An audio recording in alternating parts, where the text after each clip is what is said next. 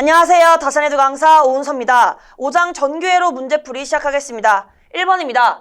10mm의 지름을 가진 동선에 50A의 전류가 흐르고 있을 때 단위 시간 동안 동선의 단면을 통과하는 전자의 수는 약 몇 개인가? 우선 우리가 전류의 개념을 떠올려 보겠습니다. 전류는 우리가 단위 시간 동안 이동한 전하량입니다. 즉 1초 동안 이동한 전하량이 되겠죠. 그래서 T분의 Q. T분의 Q가 지금 문제에서 50A라고 주어진 것입니다. T초가 우리가 1초라고 보면 이 Q가 50쿨롱인 것을 알 수 있겠죠.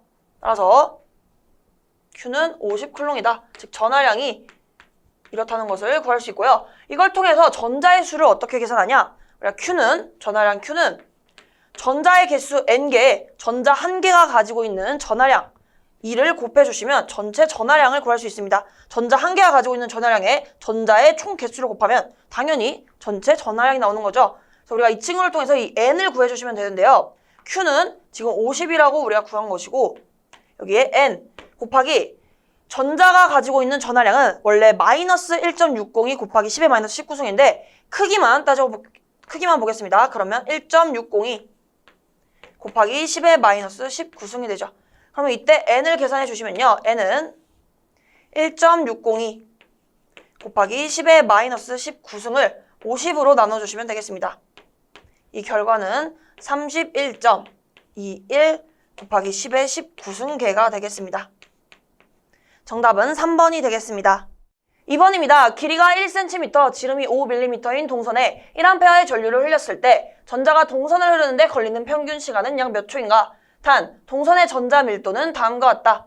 우선 이 문제는요. 전류 공식을 떠올려 봅니다. 전류는 우리가 단위 시간 동안 이동한 전하량이라고 했어요. 문제에서는 이 T초를 묻고 있는 거예요. 따라서 T에 대해서 정리해 주시면 T는 전류분의 전하량이다. 우리가 이 전하량은 전자의 개수 N개에 전자 1개가 가지는 전하량으로 나타낼 수 있었죠. 그래서 이렇게 나타낼 수 있는데 지금 이 N이 조금 까다롭게 주어졌습니다. 전자 밀도로 주어졌는데요. 지금 보시면 단위가 단위 최적당 개수로 주어져 있습니다. 그래서 우리가 온전히 전자 개수를 구하기 위해서는 이 해당 값에 우리가 최적을 곱해 주셔야 돼요. 그 최적이 무엇이냐? 지금 지름이 5mm인 동선이라고 했습니다. 즉 동선을 그려보면 이런 식으로 그릴 수 있겠죠.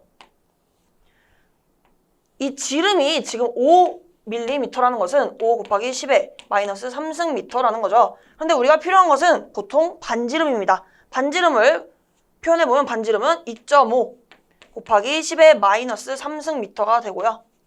지금 길이는 1cm, 즉 0.01m가 되겠습니다. 그래서 우리가 이 해당 동선의 부피를 계산하기 위해서는 이 원의 넓이를 구해주시고 그것의 길이를 곱해주시면 구할 수 있습니다. 예를 들어 자, 반지름을 이용해서 원의 넓이를 표현을 할 때는요. 우리가 파이, R 제곱을 써주시면 됩니다. 이때 R은 반지름.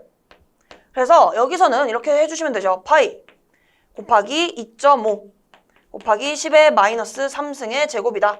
이렇게 하셔도 되고 지름으로도 풀 수 있습니다. 왜냐하면 우리가 반지름은 지름을 반으로 나눈 것입니다. 그쵸? 이때 D가 지름을 의미하는데 이 친구를 이 해당 공식에 대입을 해볼게요. 그러면 파이 2분의 D 제곱입니다.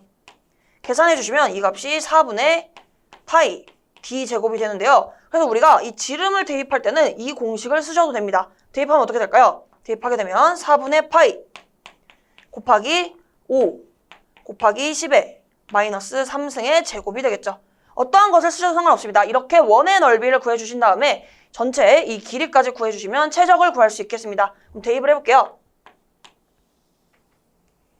우선 N을 구할게요. N을 구하기 위해서 우선 1 곱하기 10의 28승 곱하기 이제 최적을 곱하겠습니다. 저는 이 반지름을 이용하겠습니다.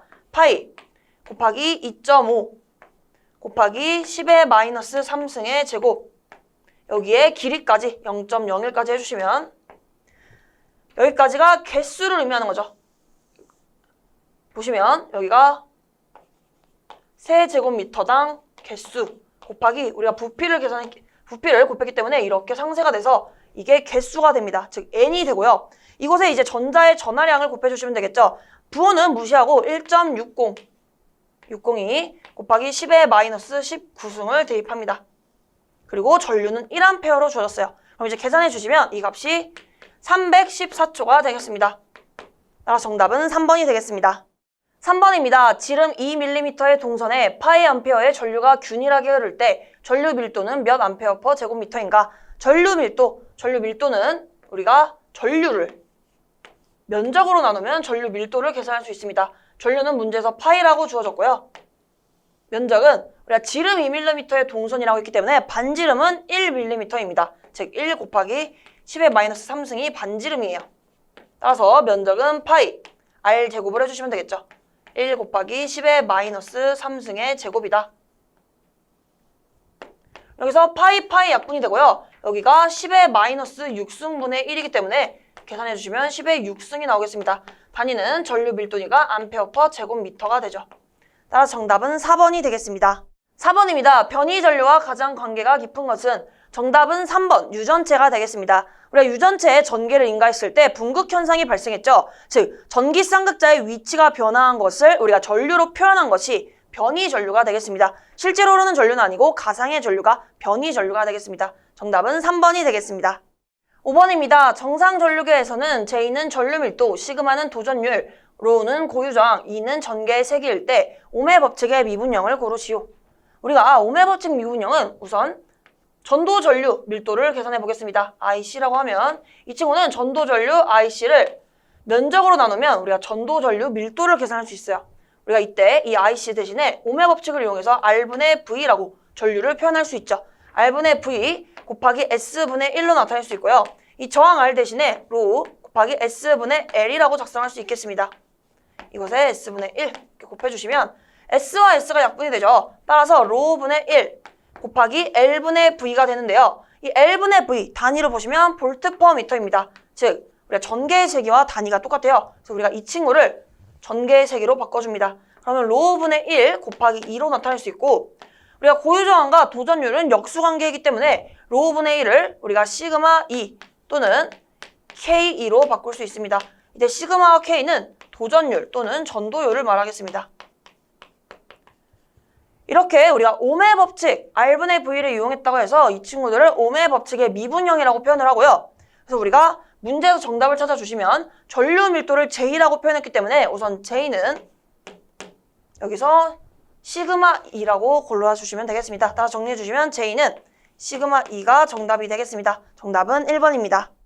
6번입니다. 그림은 커패시터의 유전체 내에 흐르는 변이 전류를 보여준다. 커패시터의 전극 면적을 S제곱미터, 전극에 축적된 전하를 Q클롱, 전극의 표면 전하 밀도를 시그마, 클롱 퍼 제곱미터, 전극 사이의 전속 밀도를 D, 클롱 퍼 제곱미터라 하면 변이 전류 밀도는 어떻게 되는가? 변이 전류 밀도, 우리가 식을 작성해보면 변이 전류 밀도는 변이 전류를 면적으로 나눈 것입니다.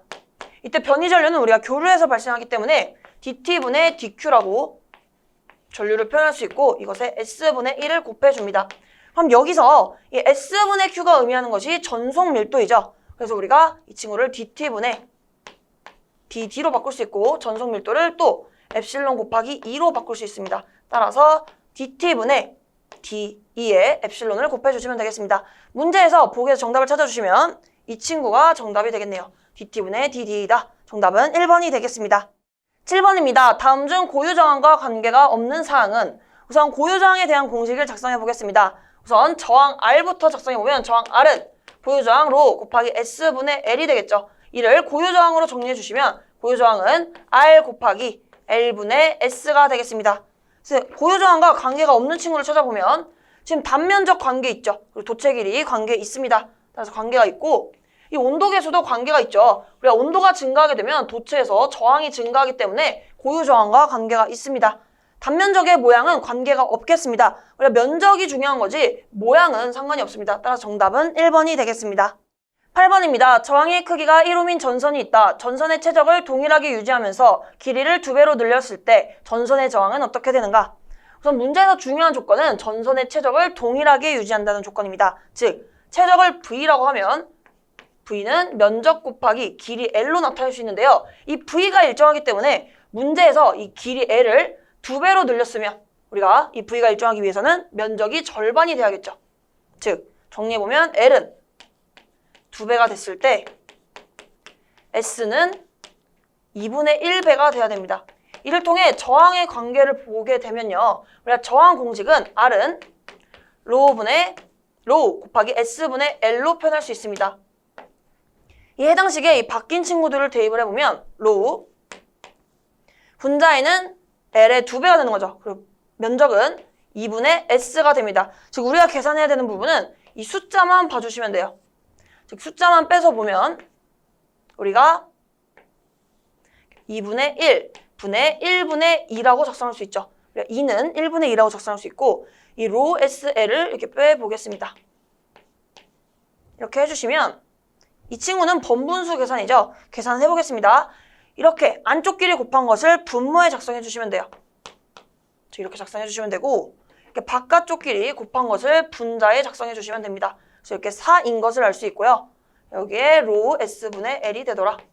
대신 문제에서 저항이 이거 자체가 1옴이라고 주어졌어요. 그러면 우리가 길이를 늘렸을 때 어떻게 되는 거죠? 결국에는 4배가 되더라. 즉 4옴이 되겠습니다.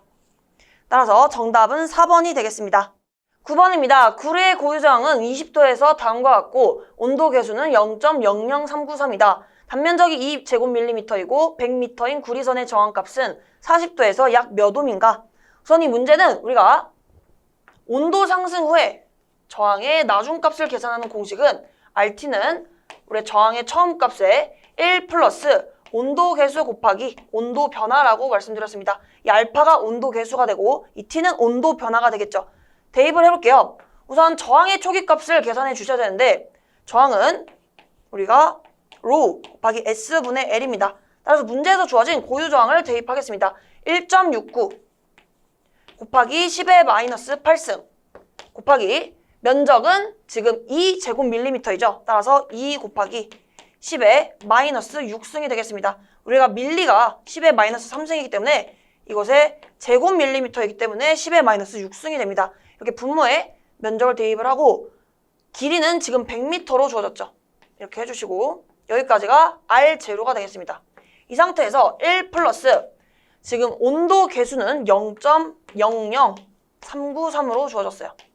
이거 곱하기 온도 변화 지금 20도 그리고 40도가 주어졌죠. 따라서 40-20을 해주시면 되겠습니다. 이를 계산해 주시면 0.91이 나오겠습니다. 0.915입니다. 따라서 정답은 3번이 되겠습니다. 10번입니다. 액체 유전체를 넣은 콘덴서의 용량이 30 마이크로페럿이다. 여기에 500V의 전압을 가했을 때 누설 전류는 약 얼마인가? 단위는 밀리암페어로 묻고 있습니다. 단 고유저항 로우는 10의 11승이고 비유전율 엡실론 S는 2.2이다. 우선 이 문제를 풀기 위해서 우리가 R과 C의 관계 공식을 아셔야 되는데요. R, C를 곱해 보겠습니다. R은 로 곱하기 S분의 L.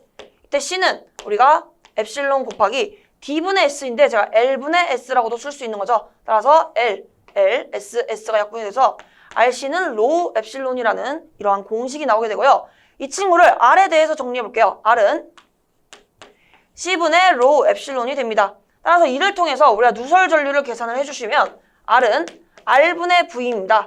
근데 이 상태에서 이 R 대신에 이 친구를 대입을 할게요. 그러면 C분의 로 엡실론 분의 V가 되고요. 분모 분자에 동시에 C를 곱해 보겠습니다. 그럼 이렇게 약분이 돼서 I는 로 엡실론 분의 CV라고 작성할 수 있는 거죠. 곱셈이니까 순서는 바꿔도 상관없습니다. 그럼 이제 대입을 해볼게요. I는 고유저항은 10에 11승이고 엡실론 값은 지금 비유전율이 주어졌죠. 따라서 우리가 이 유전율은 우리가 엡실론 제로 곱하기 엡실론 S로 나타낼 수 있습니다. 그래서 우리가 8.85 곱하기 10의 마이너스 12승, 즉 엡실론 제로 값을 적어주고 이곳에 비유전율 2.2를 곱해주시면 되겠습니다. 그리고 분자에는요, 우리가 정정 용량 값이 30 마이크로페럿이라고 주어졌어요. 즉 마이너스 6승 곱하기 전압은 500V. 여기까지는 단위가 암페어죠. 여기까지는 단위가 암페어인데 지금 문제에서 밀리암페어로 묻고 있기 때문에 제가 약간 계산을 해보겠습니다.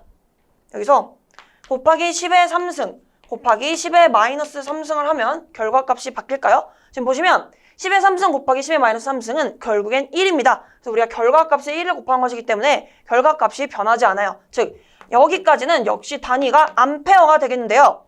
지금 보시면 이 10의 마이너스 3승이 밀리입니다.